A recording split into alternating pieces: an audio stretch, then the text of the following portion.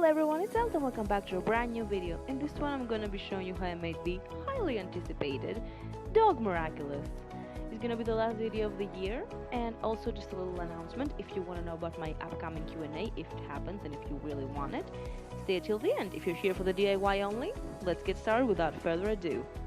Alright, so the materials that I used are some clay. You can use air dry or polymer. I used air dry because I had a lot of it.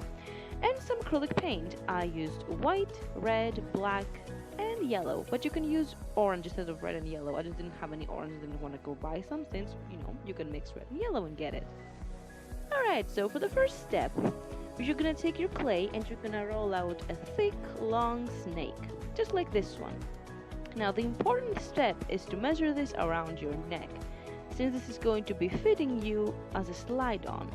It does fit me because I tried a lot of different shapes, and I just figured out that you just have to put it against your neck, and without ruining the shape, just put it on there. After you do this, you have to make the extras. The extras are 5 rings at the middle of the necklace. Of course, you need to let it dry before you add those. And 2 extras at each side. Also, you're gonna need to make 2 bone dog strange shapes. As you can see, there's little droplet shapes I made there for the back. Here are the 2 side rings that I talked about, and I hope that it's clear what I did. I just took a little bit of clay and wrapped it around there. These are again the little droplet. I never knew what these were, honestly. They look like bones to me, and they look like dog heads to me the next photo. I just tried to replicate like their general shape. You need to make sure this fit perfectly with your first shape. I did a lot of tests and figured out the best way to do this is make the base first, let it dry completely, then make the accessories, the little droplet shapes, and then push it against the thing so that it fit perfectly together.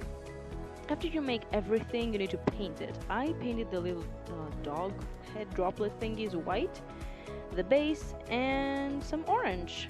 I don't need to show you how I made orange, right? I just mixed the yellow with the red and got this orange color.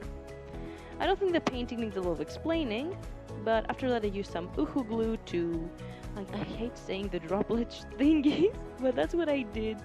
That's what I took to glue them on.